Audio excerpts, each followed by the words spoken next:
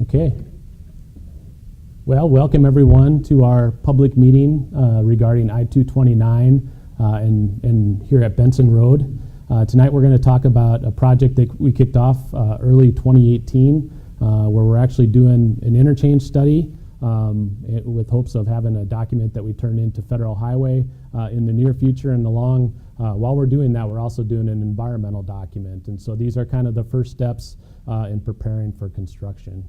And so I just want to welcome everyone here tonight. My name is Jason Chenstead. I'm with HDR Engineering. Also want to welcome the folks that are watching us online. We are on Facebook tonight, and so folks are able to watch us certainly at the convenience of their homes or where they might be. So anybody that participates, certainly we appreciate them doing so. The presentation tonight will be about 35 minutes. We're going to start out the presentation and talk about the project history. So I do see a few faces in here from our last study. We completed the major investment study on 229 in 2017. We held an array of public meetings in regards to Benson Road. And so we'll kind of run through how that project went, how that ended, and we'll transition into the project that we're working on now, just to kind of keep everybody in the loop so they don't have any real missteps from going from one project to the other. Tonight we will also talk about the environmental process that we're going through since we are in a stage where we're looking at determining our preferred alternative, going into final design, and eventually going into construction. We got to go through and vet the environmental constraints and go through that process. We'll talk a little bit about that. We'll talk about the purpose and need, what we've really defined as the project goals. Then we're going to get to the options that were kind of the final options that we're evaluating as part of this study. Hopefully we can get some comments from you tonight on those in kind of the screening process, and then we'll talk about some next steps. And so that'll be our general agenda. We're going to start out with the corridor study area map. And so this map was what we talked about when we did the major investment study. This study started in 2013. You can see the study went all the way from 60th Street North on the north, all the way down to Soberg Avenue on the south. Initially, when we started that project, we were looking at 3 interchanges, and we were looking at all of the crossroad corridors that were crossing Interstate 229. As we got into the study, we were investigating Benson Road, 10th Street, and Minnesota Avenue were kind of our 3 major corridors. Well, when we did the initial traffic analysis, we determined that the Rice Street interchange and the Cliff Avenue interchange also needed to be vetted at a higher level than we initially planned. And so we went through that process, and it took us quite a while. We had a lot of different things we were looking at as part of the study. We also looked at different ITS applications, or for most people, they look at that stuff as being maybe digital signs that we would put out on the corridor, message boards, those type of things. We looked at variable speed limits, all of the things that we might anticipate would happen on the interstate corridor 229 over the next 20 to 40 years. And so that was a very large study. I think we held probably 50 different public involvement events between small group meetings and public meetings and stakeholder meetings. And eventually, last year, we summed up the project. We defined the priorities moving forward, and hence this is why the Benson Road project is being worked on now. For Benson Road specifically at I-229, the limits of the study go from Cliff Avenue over to Sycamore Avenue, and so that's consistent with the corridor study. Now, when we get farther in the presentation tonight, we'll talk about the actual limits of construction, which will be a little shorter than that. And so right now, we're identifying construction from about Lewis, just a hair west of Lewis, over to somewhere between Bonson or Hall Avenue, kind of depending on what we find out with development. Some of the things that we learned during the corridor study that are relevant for us to carry into our current study. And so as we start at Cliff Avenue, this was a location that our capacity, we're at level service D, which is really just a grading system for how traffic works. That's kind of at the higher threshold of where we want to be.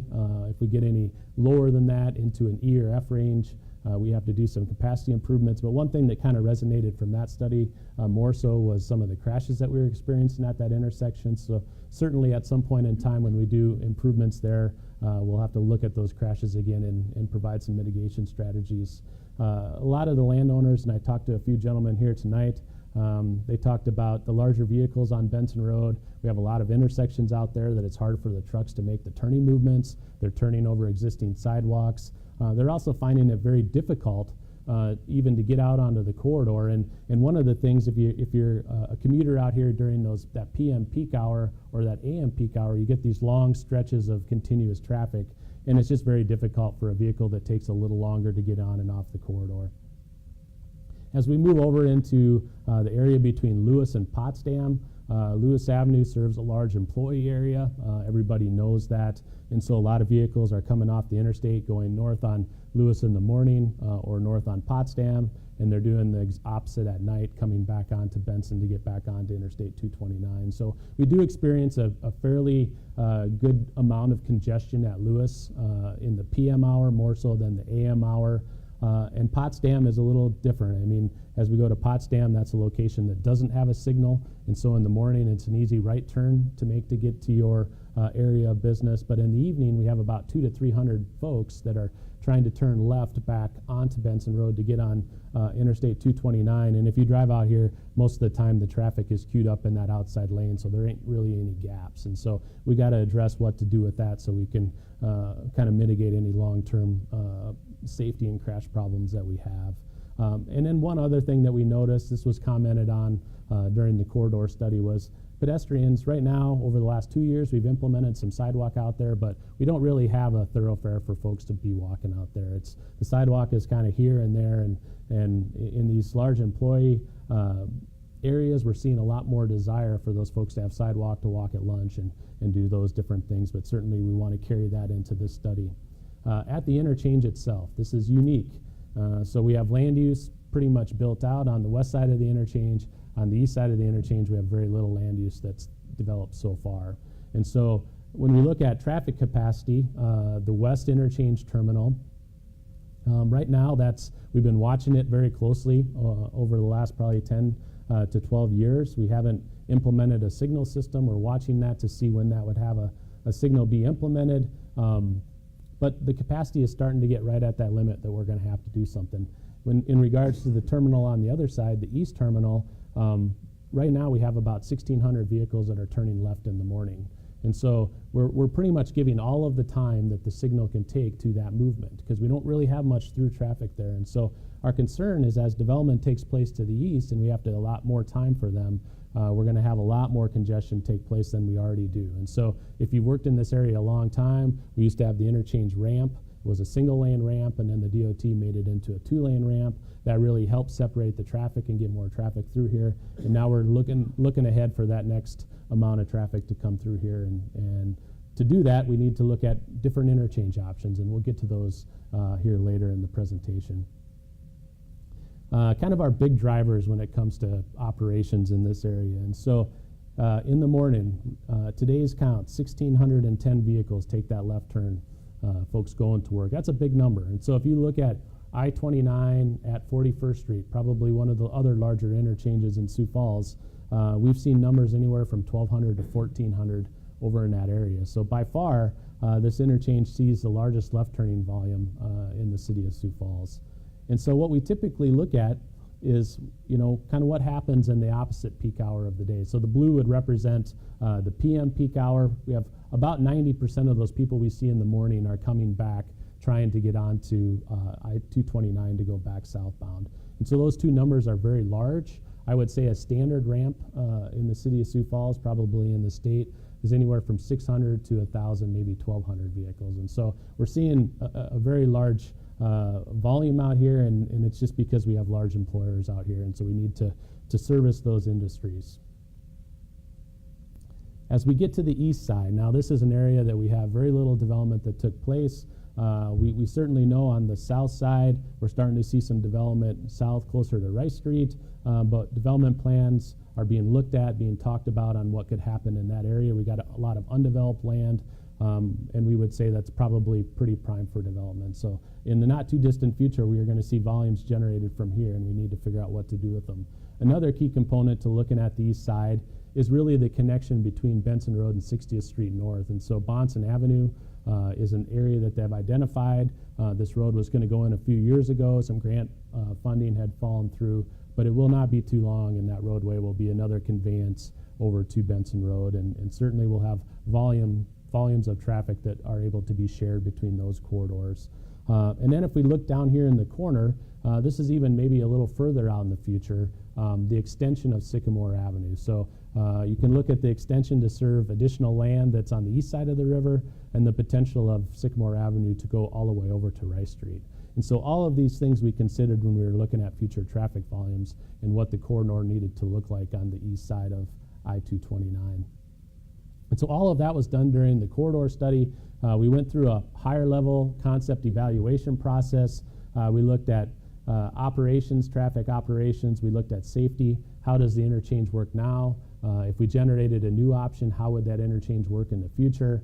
We looked at a high level on environmental impacts. What type of cultural concerns do we have? Wetlands, streams, floodplains, property impacts. Does one interchange option need a lot of property from the adjacent landowners or developers, or don't we need any? And that really gets into the construction and right-of-way cost. And so we have options here that range anywhere from probably 20 to 40 million, depending on what we're doing.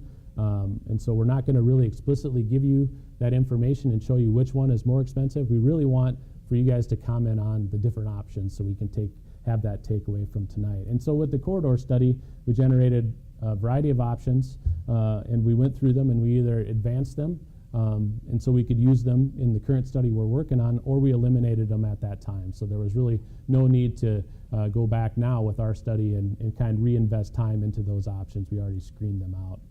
And so we carried 3 options forward in the corridor study. We'll go through these, and remember kind of our key things. Our traffic volumes in the morning, 1,600 vehicles are wanting to go this direction here. They're coming up to the signal and taking a left. In the evening, we got over 1,400 that want to get back on. So that's kind of the driver in what we were looking at for interchange options. And so Benson 1A from the corridor study looked at bringing a dual lane off-ramp off of I-229. Folks that want to go eastbound would follow the ramp up to the intersection and go east. The folks that wanted to go to the west side of the interchange would simply take the loop ramp. This would be a 2-lane loop ramp. When they come up to Benson Road, they would not go through a signal. This would be a free flow movement. And so all of those vehicles that have to stop at the signal now under this option would not have to stop. And so that is certainly something that would be beneficial. A lot of folks indicated that they really like not having to sit there and go through a signal. At the same time, at the evening hour, we looked at putting in dual rights for those folks to get back on to the interstate. This movement that would have to go through the signal, that left turn, we'd allow them to turn while traffic was going and merging on the ramp. So we actually had a 3-lane ramp that would go to 2, that would go to 1. And so if you drove on I-29, 12th Street, Benson Road, any of those interchanges, you can make that left turn while there's a lane coming from the right side, and you merge as you go on the ramp. And so for that reason, we have to lengthen out the ramp a fair amount just to handle that traffic. Benson 1B, this is just another caveat of that option. But on this option here, we looked at only having a 2-lane ramp. And so we were right at that threshold between needing to go to duals or leaving it at a single lane.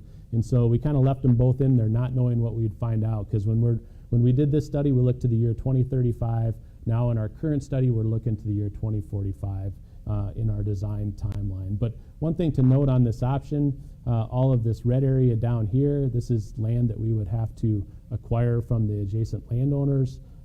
So as they look at their development plans, they're waiting on us to tell them what type of land we need, how much, and they need to assess how that's going to affect their development strategies.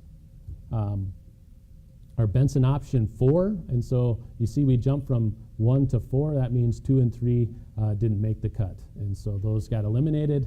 And now we're at Benson 4. This option is what we call a diverging diamond interchange. Has anybody driven through a diverging diamond interchange that's in the room? And so about 2011, Shannon and I and a few others in here, Steve, where we're working on the 41st Street corridor study. We developed this option called a diverging diamond. There wasn't very many of them in the United States. We asked people to raise their hand, and we didn't have anybody in there that raised their hand. And frankly, they looked at us kind of strange. And so now that we're in 2018, we see a lot more. 30–40% of the people in the room have driven through them. We have them in just adjacent communities: Moorhead, Minnesota, Minneapolis. You go about every direction. Rapid City is going to get one. Sioux Falls is going to get one at another location. And so they're very common, very what we believe are easy to navigate, and we'll show you tonight kind of how those work. But some of the key things here, when we look at that 1,600 vehicles in the morning, we would need triple lefts with this design. And so the only place that I've seen triple lefts in before is Las Vegas. And so we've done a lot of research, and they're in quite a few different areas, and so we'll talk about that as well. But that'll allow us to service that traffic a little more efficient. DDIs are known to be very good and efficient because they are a two-operation signal, and so the only people that stop at the signal are the through traffic at those 2 points. And so anybody that's accessing on or off a ramp has a free movement, or they're going at another time when the traffic is stopped. And so anytime when we can get that a signal to be two-phase, we maximize how much traffic we can push through there. So if you can imagine right now at this intersection, we have about 4 phases. We have traffic running east, we have traffic running west, we have the folks that are coming out here that want to take a left and go north, and then we have the folks that are coming on to the ramp that want to take a left. And so everybody has their own signal. They get a left turn arrow, and we got to give all those people a certain amount of time. Well, we want to take all those movements out if we can, to really allow for that ramp traffic to enter much more efficient. I have some videos that will kind of go over, kind of make it clearer in your head on what it looks like. For the west side of Benson Road, we spent a lot of time on this in the corridor study. When we look at those future volumes, we look like we need a 6-lane roadway. Right now we just have 2 lanes in each direction with a center turn lane. We would go to 3 lanes in each direction to manage that flow, and considering that we're looking to the year 2045, that's more traffic than we're seeing out there today. And so this is kind of a unique design. We'd have 4 lanes across the bridge. We'd allow for 1 lane to exit at Potsdam, 1 would exit at Lewis, and then we'd carry 2 lanes over to Cliff Avenue. And so this design really sets up well for the type of traffic that we're seeing at the interchange. As we come down in the PM hour, we have to make some striping improvements to Lewis Avenue. Right now we're lucky there's enough width out there to lengthen those dual left turn lanes that we have. We're going to have to make some improvements on Lewis on the south end. We'll actually start the 3rd lane a little bit on the west side of Lewis, and then we'll have 3 lanes all the way over to the interstate. And so these are all the things. If one thing to note, if you're a landowner out in this area, when we go to 6 lanes, we go with an implemented median section as an access management treatment. It gets awful wide for vehicles to turn across all of those lanes. One of the concerns we heard at the corridor study meetings was at Potsdam, people going to the gas station or into this area, or Potsdam going north, they wanted to maintain those movements. We've done a lot of research, and we've actually implemented what we call 3/4 intersections, where you can make 3 out of 4 movements. So if you go to Potsdam, you'll still be able to take a left, you'll still be able to take a right out or a right in. If you would want to take a left and go west over to Cliff Avenue, you'd reroute over to Lewis and take a left at a signal. Okay. If you're on the other side, if you're Sanford has this building now, if you want to go into the main driveway here, you could simply take a left turn here, do a U-turn, come back and go in the main driveway. And so having the ability to manage 3 out of those 4 movements was much greater supported than going simply to a right in, right out. So the other driveways that are along here, we don't have the spacing to accommodate the same, and so some of these driveways will be limited to right in, right out, so they'll use some of their side driveways to get to the locations that they have full access. So we finished the corridor study.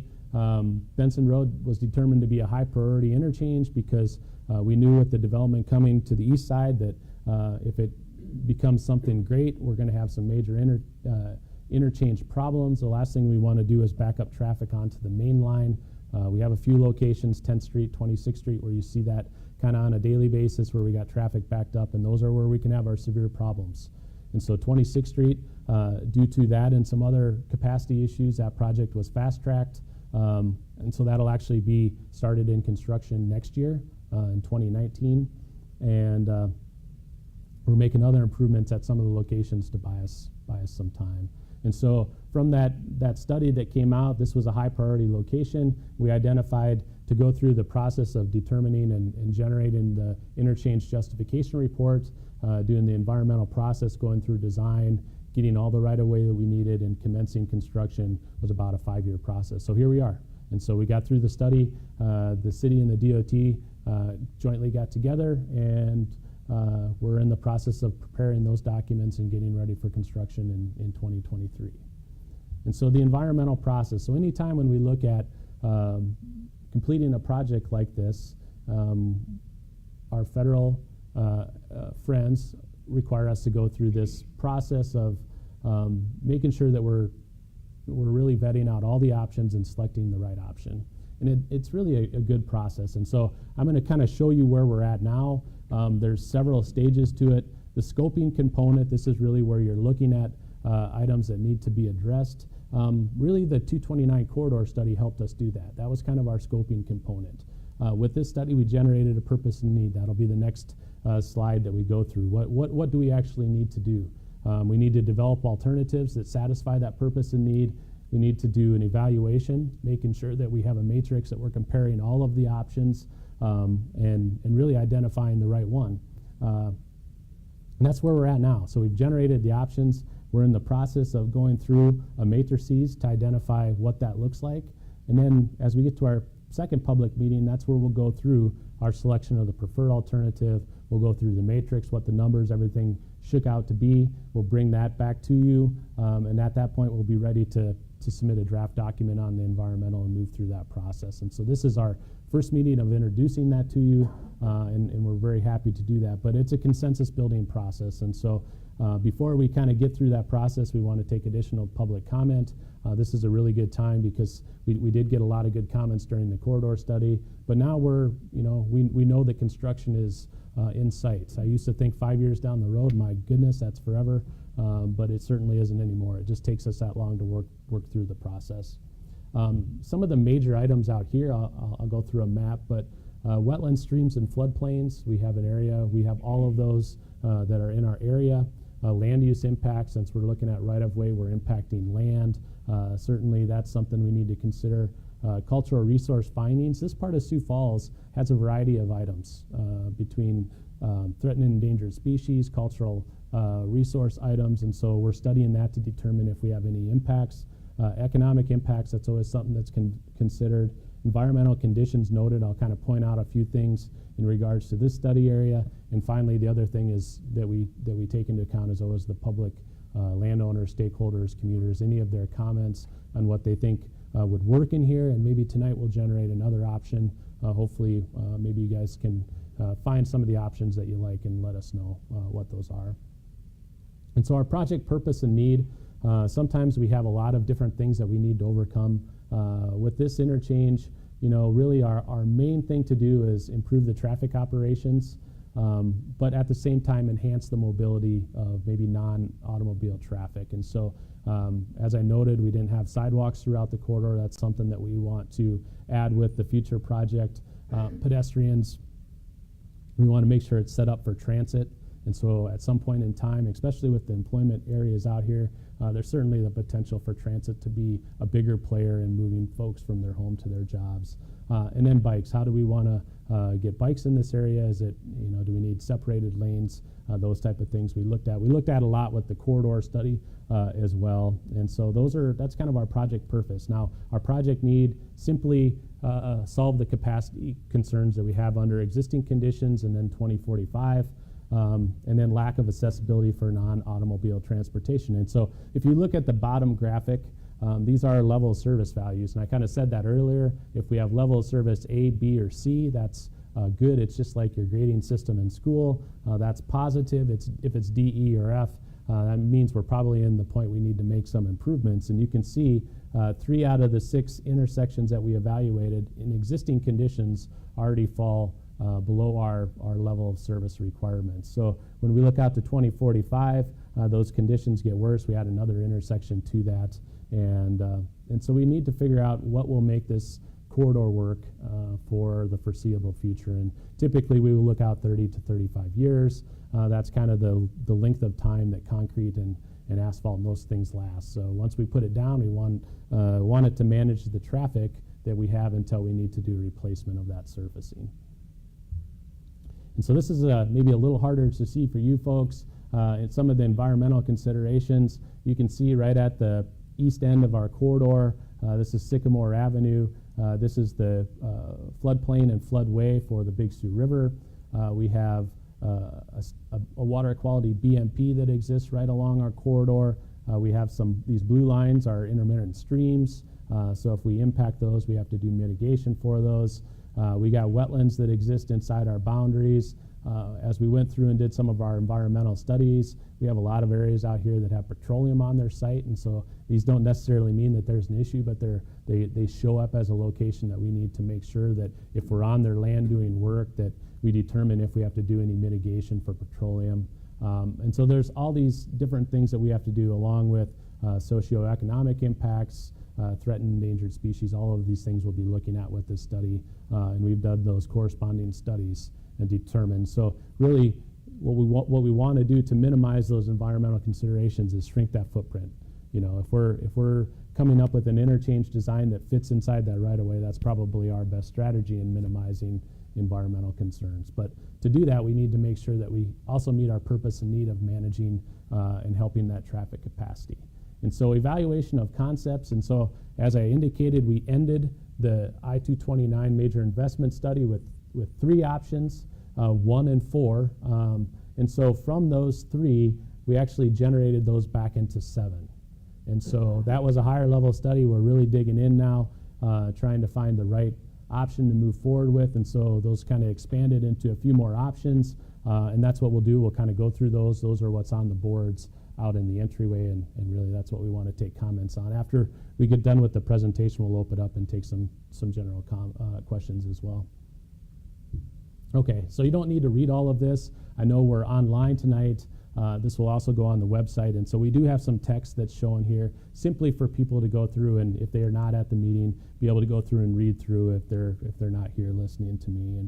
And so I just wanted to point out a few things. This is scenario or alternative 1A. This is an option that we used, the loop ramp configuration, that 2-lane loop ramp configuration to get traffic off, certainly in that AM peak hour. We have dual right turn lanes to get back on with a lengthened ramp. Some of the drawbacks of this option are the large amount of right-of-way that we need to get. A few things, you're going to see a lot of these options kind of look similar, but they're not. This option here, to kind of restrict some of the right-of-way concerns, we bought that ramp in. Those movements right now, we want those to make a right turn anyway, and so we brought them back in closer to the bridge. They can make that right turn to go eastbound, and so that saved some right-of-way up in this area. In regards to traffic capacity, this interchange works at level service B. In the year 2045, this free flow movement is something that's supported by the folks that are out there, that they don't have to stop at a traffic signal. And you'll see up and down the corridor we do have access management treatments, and so that's very good. I'm just going to kind of blow up the area and point out those few things. One other item that we are addressing with this is that pedestrian or bike connectivity right in this location here, just due to this long crossing, and then if folks would have to cross an intersection with a free flow movement, if you've ever tried to do that, that gets very difficult. And so we're implementing what we call a pedestrian underpass, and this is basically a box culvert that's large enough to handle folks walking through that or riding their bike through it. The bottom graphic here in the corner, that's 32nd Avenue South in Fargo, North Dakota. Very similar type of interchange that we have. We have a loop ramp. This is more of a standard diamond, but this route right here is an underpass, and it goes right back to the bridge, a similar configuration. They work really well, separating that pedestrian traffic from our roadway traffic. Similar to up on North Avenue, up there by the penitentiary, where they go underneath the 4th Street or 4th Avenue. Yeah, not exactly the same, but that's the same concept, right? And so we want to separate those folks from having to walk across an area that we're traffic, we're trying to get them to continuously move, and then we don't want to put pedestrians in front of them, especially we're coming around a ramp here, and so when they get up to the top, that's when we start to see them accelerate. That's when the pedestrians would be crossing. So if we can get them to cross underneath, take that completely out of there, any concerns, we certainly want to do that. That's kind of the bigger items on scenario 1. Scenario 2, I'm just going to kind of pop this up, and so down in this area here, this is maybe a more conventional design. Instead of bringing that ramp up here where it's a direct right turn movement, we bring it up, and so that ramp is governed by the signal that's here. And so we had a lot of discussion with our study advisory team in regards to this option. Some liked it because if somebody got on this ramp, it did give them the option of still making that left turn if they didn't realize that they're supposed to go under and use the loop ramp. If you remember, we had a very similar configuration at 229 in Louise here in town. That was built in the mid-90s, I think. And what would happen at that location is, due to the length of the loop ramp, we had a lot of people that would use the signal. And so we kind of split that and maybe didn't maximize the importance of the loop ramp. And so they took that ability for them to go away. And so if this was the preferred option, we'd probably try to get a larger radius and really get them so, we'd discourage that movement to take place if we could. But certainly still an option, but certainly if we did that, we would need additional right-of-way than compared to option 1A. 1C, this is a little different type of design. If you look at the boards, we call it kind of a CD road type of design. And so in some of the cities you drive through, you may get off at an interchange and you drive on a 2-lane road. They're called collector-distributor roads, and they're really close to the main line pavement, maybe separated by a barrier. And so this is another option. We would actually do a CD road that would come off very shortly after the bridge, the Big Sioux River Bridge. We would add 2 lanes along I-229. We'd have a barrier that would start down in this area that would stay very tight to the main line. The loop ramp would stay the same. But if we did that, our eastbound ramp here for those folks to go eastbound would be primarily where it is now. And so this option allows us not to get any right-of-way. And so that's a very good option, although in regards to construction, we have a lot more pavement that we need to put down, but a very good option. I mean, it certainly reduces the right-of-way needs. We don't, in any of the loop options, really reduce the right-of-way needs up in that corner. That's a concern for us because we get into this intermittent stream and some right-of-way impacts and some wetland impacts. So this is just a rendered view. If you go to the website, this would be on there. And so if you look at the existing interchange, this would be where the existing ramp is. This is where the existing off-ramp, on-ramp.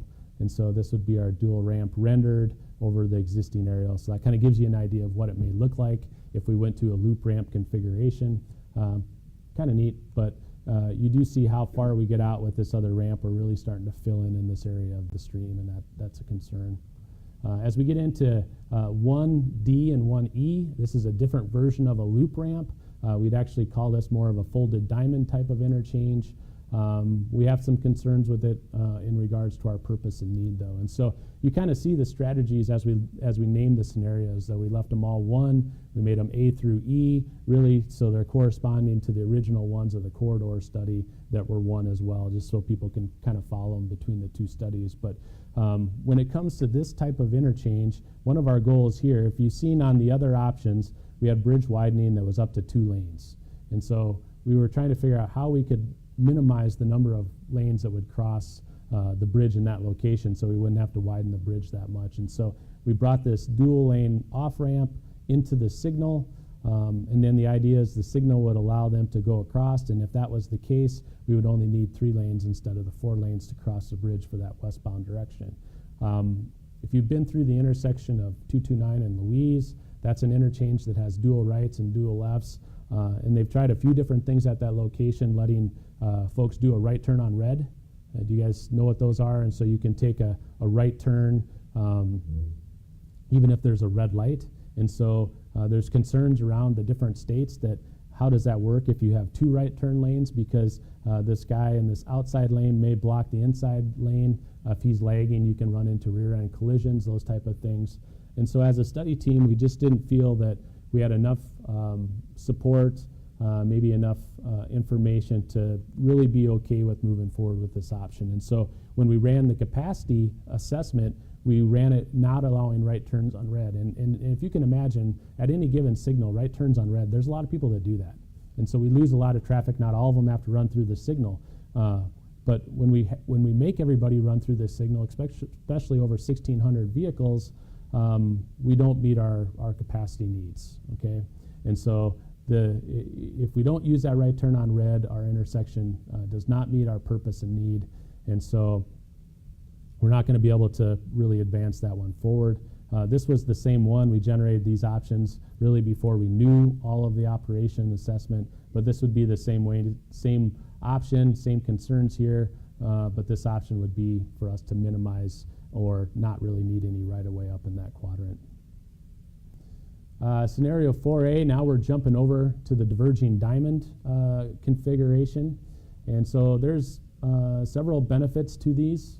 Some ones to easily note is you don't see a lot of red around this interchange, so we're almost using the existing configuration, the existing ramps. We're making them wider in some cases, but in general, we're inside the right-of-way with the stream and wetland impacts over here. We're not getting into those type of things. And so in regards to construction costs, moving dirt, environmental concerns, this has a lot of upsides to it.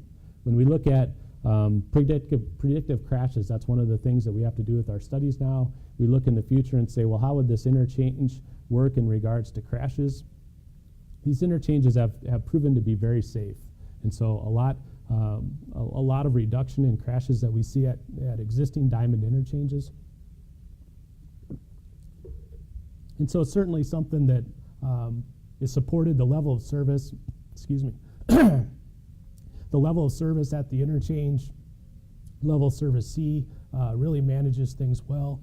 The cost is very good, requires no right-of-way, and as I mentioned, fewer environmental concerns. And so this is really a blown up.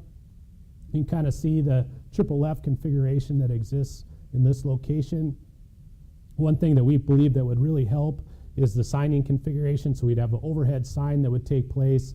If you wanted to go to Potsdam Avenue, for example, right in this location, you would use the right left turn lane.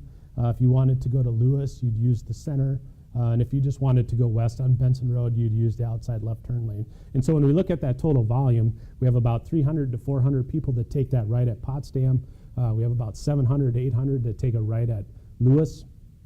And then so when you look at the total 1,600, we have about 1,000 that want to take a right in that first half mile, about 600 to 700 that want to go through. So that does a really good job of kind of separating that traffic out, letting them know where they need to go along the corridor. So that sign would be somewhere down here. So as you enter in those turn lanes, you know where to go. This configuration really lends itself nicely with the curvature for the dual rights to go back on the off-ramp in the evening hours, so it works really well for that. In regards to triple Fs, this is a project that HDR was involved with in Sarasota, Florida.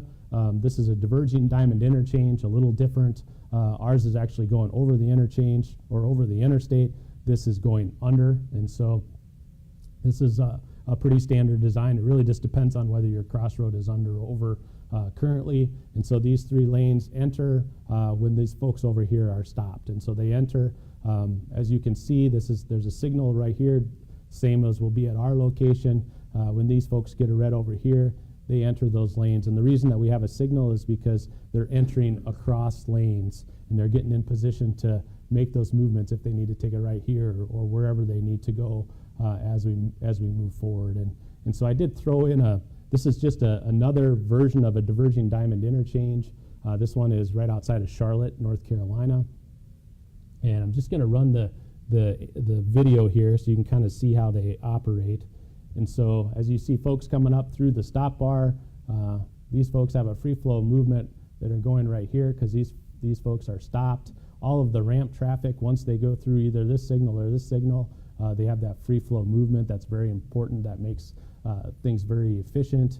And so you can see these guys are on their cell phone. These guys are going, they're stopped.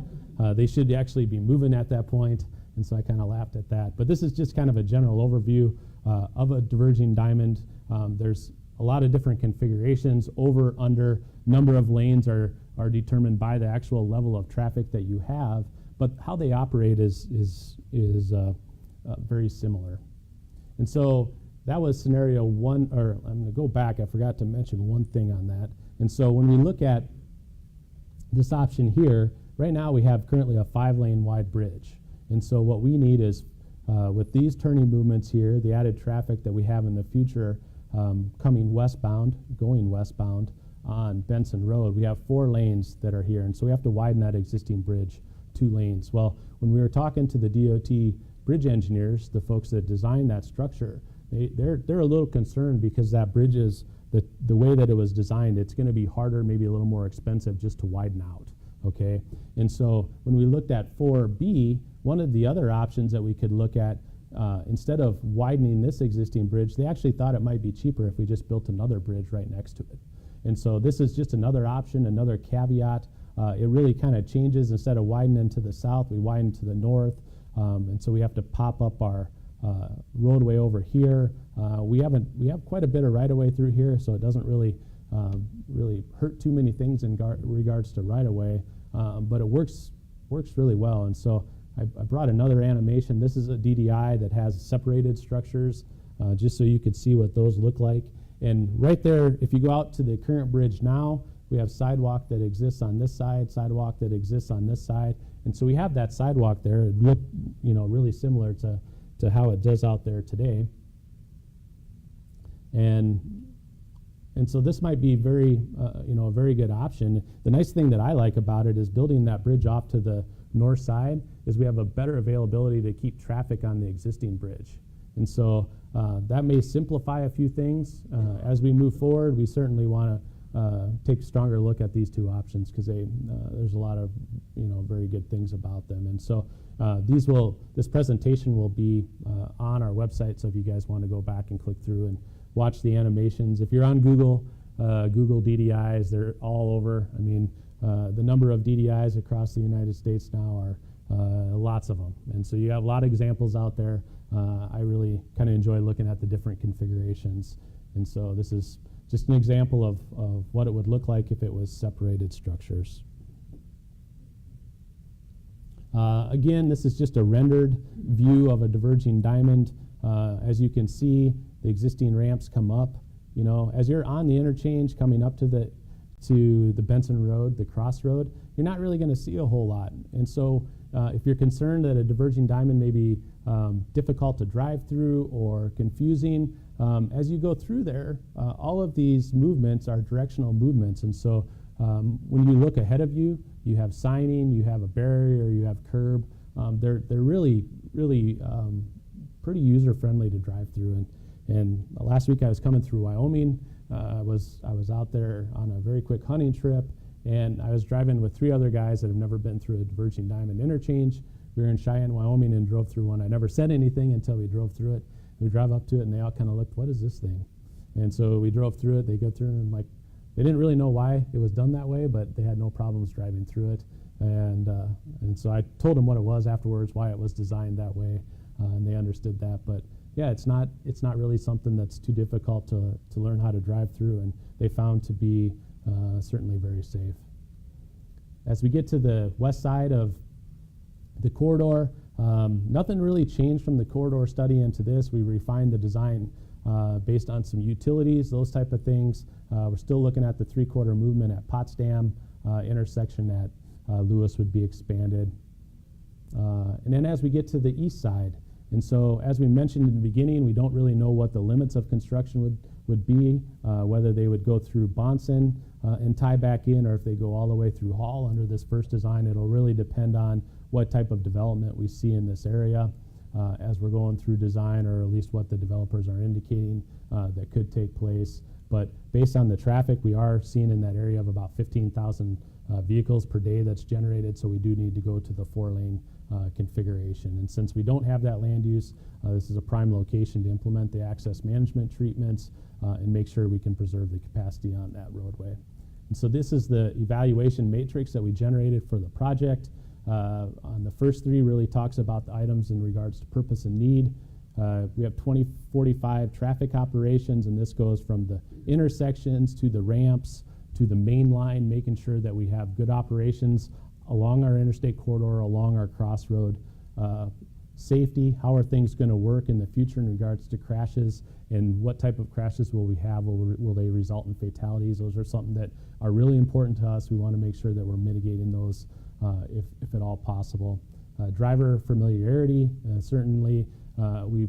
As I've been in Sioux Falls doing this work, we've implemented several different types of interchanges. We had single points, were kind of an interchange that we designed 10 to 15 years ago. Now we're transitioning the diverging diamonds when they make sense. We have loop ramp configurations already that are here. And so we try to gauge and get comments from folks like you to determine if it's going to be difficult or if you feel it's going to be difficult.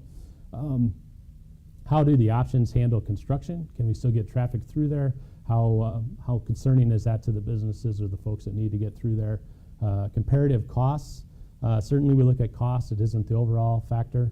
We can have an option that's more expensive still be the right option, but we do look at costs. And then any of the applicable environmental impacts, that'll be part of our matrices. And we'll show you that at our next meeting all filled out and let you know what kind of the final findings were. And so next steps today, we're holding our initial public meeting to introduce the environmental study and indicate where we're at in the process. Very shortly, we'll be submitting our first document, which will be our interchange modification report for review. And so we want to do that here after our public meeting. Our second public meeting really isn't going to be too far down the road. And so February, March, we'd like to come back, present to you our preferred option, go through the matrices and gain feedback from you, hopefully get some consensus that the option that we've chosen is the right one. And then by April, be ready to submit our final environmental document, and then really move into design later this year. We have enough information to start on design. That'll be fine-tuned over the next 20 months. By about mid-part of 2020, we want to be getting into the right-of-way acquisition and permitting. Certainly some options are going to take more time than others in regards to that. But at the end result is we want to be in construction no later than 2023. And so that's kind of our steps moving forward. www.bensonroadproject.com, that's the project website. And so if you went on there, our public meeting advertisement was on there. This is the location that you'll find the public meeting information. By the end of the day tomorrow, we'll have that posted.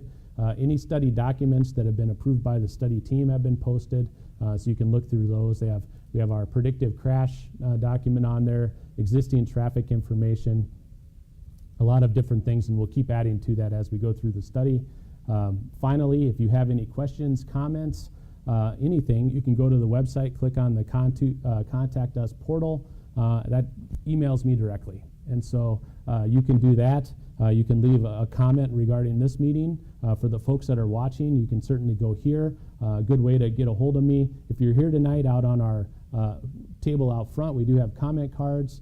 You can fill those out tonight, drop them in the box, take them home, mail them in. Those will go to Shannon up at the city. We'll compile those and make sure that we use those comments as we go through the design. But the website's a very good location to find information. If you go here, there's also a link back to the I-229 study website. And so if you have any questions on any of the other interchanges, Cliff Avenue, Minnesota Avenue, 10th Street, Rice Street, any of those, you can go back to the other website. This will be a link on this one that will take you there. Certainly on that one, you can also send me an email. I'd love to take comments on that as well. And that's really all we have tonight. Wanted to thank everybody for attending, and those that are watching us online, thank you for attending. If you go and have any questions, I'm at the top for the project contacts. Aaron Fagerness is here tonight. He's one of our lead designers. Shannon Austin with the city is sitting down here. He'll be helping me take questions. Steve Graham is in the yellow shirt with the DOT. He's our project management, our project development coordinator for the project, and Stacy Duchesne is our local engineering project manager that will be really facilitating and help us go through the design. And so we got a lot of folks here, some others from DOT and some from HDR that can answer any questions. And so with that, I'm going to take any questions that you have, any general questions, and then as we get farther down, we'll take a few that we're hearing on the Facebook. So go ahead. I work for the street department, and after seeing your proposal, I work for the street department, and after looking at a couple, the cross diamond proposal you had there, Yep. I seen nothing or heard anything said in it about, did you take into effect of our climate being snow removal, Yep. how much it's gonna take us to push that snow off, and if we have to row the snow up because we're removing the snow, is that gonna impact the cross traffic when doing so? Considering to the 1A, B, or where you have straight line traffic, that we can pull the snow from the center of the road straight to the curb. That's a great question. And so we actually do a lot of, and so kind of throughout the last 10 years, you've seen more what I would call unconventional intersections, roundabouts.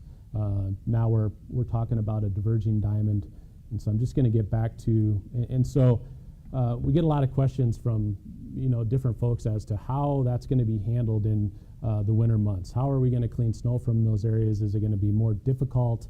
Is it going to be something that impedes traffic in a level that we don't do now? And so if you were to go through a normal interchange, you would be on, let's say this was westbound, you would drive straight through the interchange pushing snow, right? And so you'd stay just like the existing. Do you mind if I come up and kind of give an idea? Because I've done this for years. Yeah, absolutely. My input is that if we're pulling snow and we got to come off of this, pull it across. If we're pulling 1, 2, 3 lanes, that's 1, 2, 3 lanes that are going to be built right across that interchange. We can't not put it there because somebody will say, well, snow gates. I work with snow gates. They only hold so much snow before you lose it around the board, the front of the loader. Yep. And then you bring it back down here. Sure, we can maybe lose it here. We don't have anywhere we can really stack it. You get back down here. I got another line right here. I'm going to drop it through, and I'm going to bury this intersection here because I'm hauling 3 lanes of snow across to that one narrow gap. Yep. And you still run into the same, anytime you have a wider street, like in town here at 12th Street, Yes, when you have those 3 lanes, you're always going to have more snow than you can generally just push over to the side, to the sidewalk side. So the city folks kind of push it to the middle. That's when they have their operations of hauling it off site. And so what we found out is as you go through a diverging diamond, the same processes take place. And so you're pushing it, you're going with the flow of traffic as you go through. And what they've found is they have some intermediate folks that are helping kind of clean the through areas. So let's take Minnesota Avenue, for example. As you go through 33rd, 26th Street, all of those, you kind of have that, you kind of got to do some work in the intersection to make But the gap you're only working on is 3 lanes.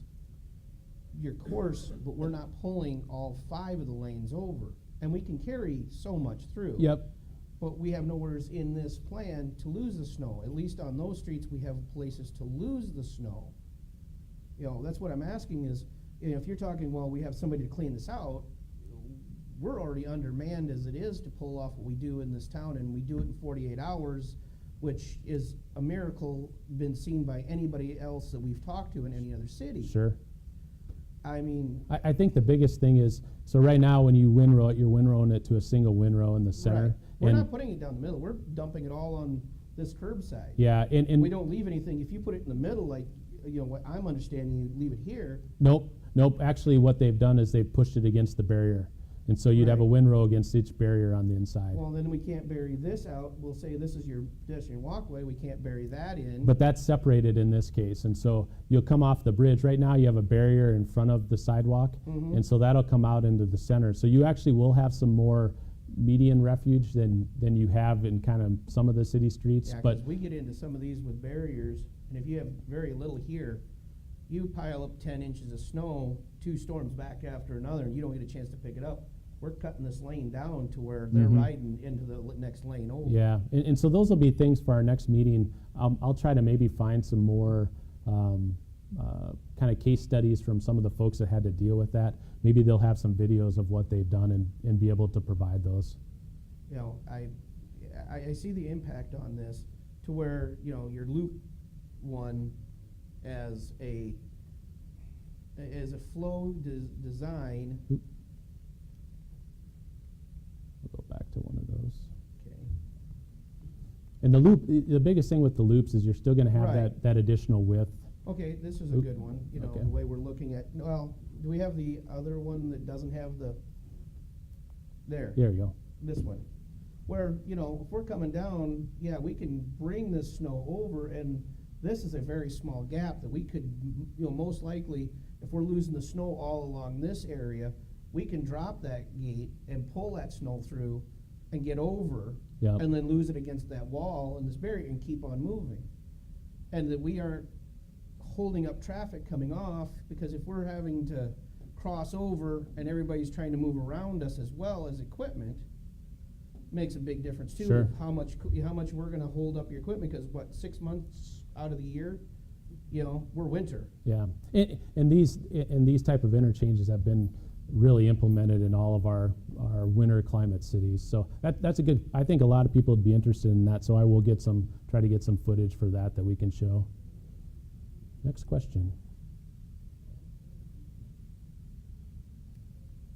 Do we have any questions that are on? I guess Go I ahead. do have one Sure. more as part of your impact, and we can leave that picture up there. Okay. You say that, you know, you got this piece that you're impacting here of that waterway, right? Yeah, up in here, sure. How much more is it gonna cost to bring that down and meet back up in here to actually keep it tight to this curve and put it back in there? So when we look at the horizontal curves on the ramps, we want to maintain a certain speed, and so Right. by doing that, we wouldn't meet our speed criteria if we really hug that. And so this ramp right here, Well, what's your speed criteria for this? we would want this to be 50. 50. Yep. And so this is only at a 30. So if we wrapped it along, we would have, as they're extending out, we wouldn't get up to the 50 until longer down the ramp. And so, Because I'm not, you know, But- if you brought that over half of the distance, then you wouldn't be impacting that stream. the other concern is, I mean, the roadway is here, but we still have, if you drive out there, you know how high we are through there. And Yes. so our fill slopes are going to still be way down in there. Are And they? so, yeah. And Okay. so, but that's why we look at all the different types of environmental concerns and weigh them against each other, because we certainly want to make sure that the option that is chosen is fully screened. So, other questions?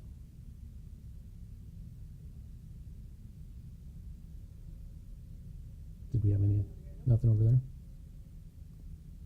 Okay, I guess that's it for tonight. And so hopefully we'll be contacting you again for another public meeting in that February-March timeframe. In the meantime, certainly check the website. We'd love you to visit that. Grab a comment card on the way out, and then we will be walking out and being at the boards if you guys have any specific questions at the interchanges. So thanks again for coming. Those that watched live on Facebook, thank you for participating, and look forward to seeing everyone soon. Thank you.